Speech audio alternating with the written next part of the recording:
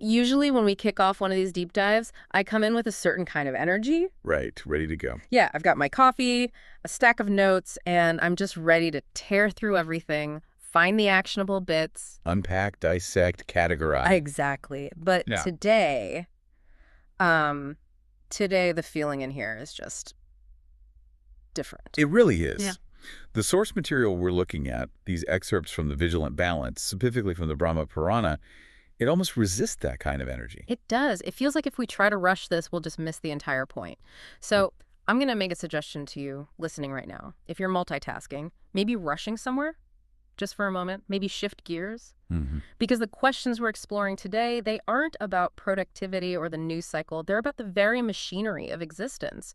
We're asking something that sounds simple but is terrifyingly complex. Why did creation need preservation? Why did it? It is the fundamental question. And what strikes me is the dignity of it all. The source doesn't start with a big battle or some political drama. It takes us all the way back. To the absolute beginning. Not just recorded history. I mean, the start of being itself. Let's start there then, this initial state. The notes describe it in a way that's, well, it's actually quite difficult for a modern mind to really wrap itself around. It is.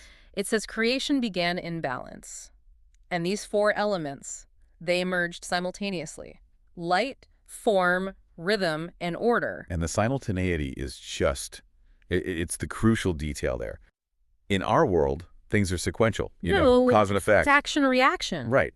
But here, the source suggests a state of total synchronicity. Light didn't have to, fight darkness. Form didn't have to carve itself out of chaos. It was all just there. It sounds idyllic. It sounds perfect. Yeah. And I was reading this and thinking, okay, if it's perfect, why change anything? It's beautiful, but it's also completely static. Like a photograph. Or a museum exhibit, yeah.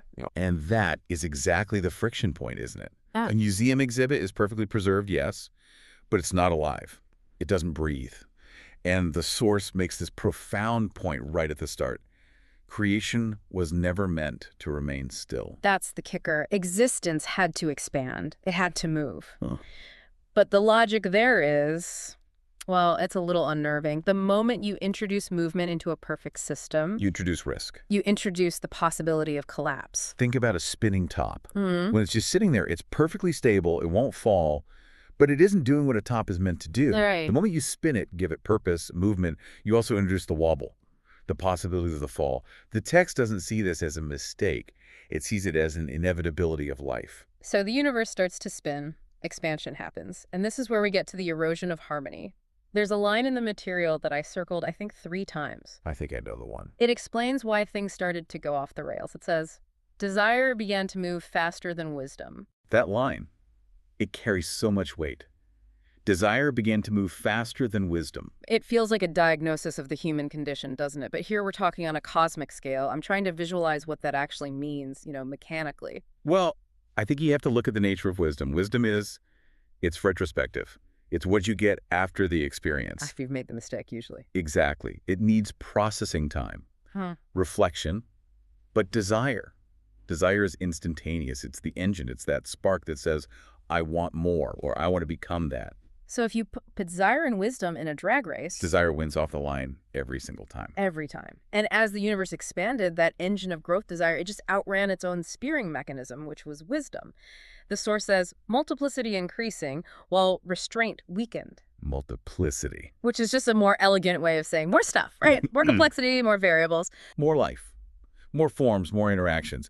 But with all that moreness, the natural restraint that was there in the beginning, it couldn't keep up. The system got too heavy for its own foundations. Okay, so this is where I expected, the big cosmic battle. The Michael Bay movie version. The explosion of chaos. Right, demons, wars, all of that.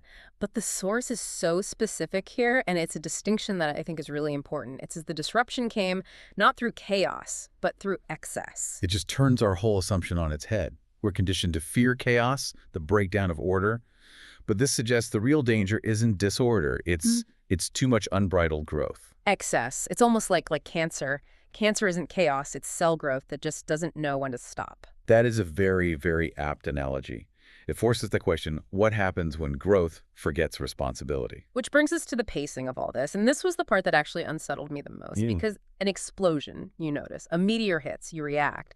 But the text says this imbalance, it does not collapse immediately. No. It's far more insidious than that. It says it continues, quietly accumulating imbalance. Quietly accumulating. That phrase, it reminds me of playing Jenga. 10 minutes into the game, the tower looks fine, it's standing, it's taller than when you started, Right. but every single block you've moved has quietly shifted the center of gravity. You can't see the collapse coming yet, but the conditions for it, they're already locked in. That is the perfect visualization. The system looks robust, but underneath, structural integrity is being traded for height. Harmony, as the source says, it rarely vanishes in some big dramatic moment. We don't just wake up one day and find the world is broken. It erodes. And the source pins this erosion on one specific failure. Harmony fades specifically when awareness fades. Which brings us right back to that gap between desire and wisdom. We stop paying attention to the balance, the integrity of the Jenga tower, because we're so focused on the height, on the growth. The wisdom, which is really just a kind of deep awareness, it falls behind. And that gap, that quiet widening gap, that's the moment the universe needed a new operating system. That's when preservation became necessary. Exactly. It wasn't needed at the start because the start was stillness. But once the movement began, once that quiet accumulation of excess took hold, a new force had to be introduced to counter it. But, and this is where I really struggled with the text, the definition of this force, preservation, is so tricky. My instinct, if I see that Jenga tower wobbling, is to grab it. To use force. I want to hold it together with my hands. And that's the human instinct, isn't it? Control, domination, we want to freeze the frame. Right, but the source is explicit. It defines preservation by what it is not as force, not as domination. Because if you grab the spinning top to stop its wobble, what happens? Stop the spin, it falls over. Exactly. Force opposes creation. It stops the movement.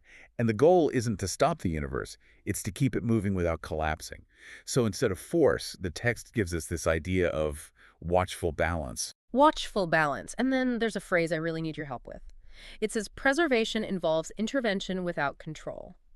Sounds like a paradox. It sounds impossible. I mean, if I intervene, by definition, I am exerting control. If I step in to fix something, I'm controlling the outcome. How can you have one without the other? I think this is the deepest philosophical turn in the whole source. To control is to impose your will on something. To say, you must be what I want you to be. Okay. But intervention without control. Think of it less like a carpenter making a chair and more like a gardener. The gardener. Okay, let's run with that. A gardener can't reach inside a seed and force it to sprout. They can't pull on a stem to make a rose grow faster. Force kills the plant. But they don't just walk away either. They water it, they tend to the soil. And yes, they prune. Pruning is interesting, though, because you are cutting, you're removing something. You're removing the excess, the growth that threatens the health of the whole plant. But you're doing it in service of the plant's own life, not to turn it into a sculpture of your own making. You're guiding the energy, not trapping it. That distinction, service versus dominion, that feels like the key.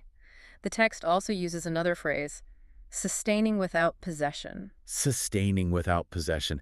That is an incredibly difficult state to be in. It feels counterintuitive, counter to everything we're taught. Usually if I save something, I own it. I fixed this car, it's my car. Built this company, it's my company. We attach our ego to the things we preserve. And that ego adds weight. It does.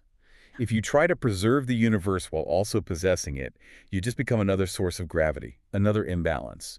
To truly preserve, to keep that Jenga tower standing while it keeps growing, you have to be almost invisible. Lighter than air. You have to be pure awareness. Pure awareness. The text says to preserve is to observe constantly. Vigilance. Yeah. It's not a one-time fix. You don't just tune the engine and walk away. Because that desire is still running. The expansion is still happening. So preservation has to be this continuous flowing act. It's not a dam stopping the river. It's the banks guiding it. Precisely. It allows creation to continue. That's the critical line. It allows creation to continue without collapse. It manages the excess. It provides the wisdom that desire lacks, but in real time. But when you describe it like that, real-time wisdom, constant observation. Never looking away. It sounds like an incredibly lonely job. It does. The source calls it a quiet responsibility. It shaped the future of all existence, but it's essentially invisible. If preservation is working perfectly, no one even notices. That's the tragedy and the beauty of it. If balance is maintained, it looks effortless. It looks like the natural state of things. Right. When you walk across a bridge, you don't think about the tension cables holding you up. You just walk. No one applauds the preserver because the disaster never happened. That silence. that thanklessness, it brings us to the final section of the source. And the tone really shifts here. We move from the mechanics of it all to something that feels heavier. The text calls it the burden. You can't exert that level of vigilance forever without a cost. The source lays out 5 core tenets near the end, and they almost read like rules of engagement for this lonely century. I want to go through these slowly because they feel less like bullet points and more like a manifesto for survival. The first one we already touched on, growth without restraint quietly weakens harmony. That's the diagnosis, the reality of the expanding universe. Number 2, preservation is vigilance, not control. That is the method, the gentle hand, the refusal to use force. Number 3, stability allows continuity without collapse. The objective, to keep the story going, to let the play continue. And number 4, balance requires constant awareness. That's the price. You can't blink, you can't sleep. The second awareness fades, the erosion starts again. And then number 5, this is the one that really lands the hardest for me. Every act of preservation carries responsibility. And that responsibility is absolute. Yeah. If you are the one holding the balance, you are responsible for everything that lives within it. This leads us right to the questions at the very end of the source. And usually in our deep dives, we like to wrap things up with an answer, a neat solution. But the Brahma Purana doesn't give us one. It gives us a paradox. These questions, they're not meant to be answered logically. They're meant to be felt to stop you in your tracks.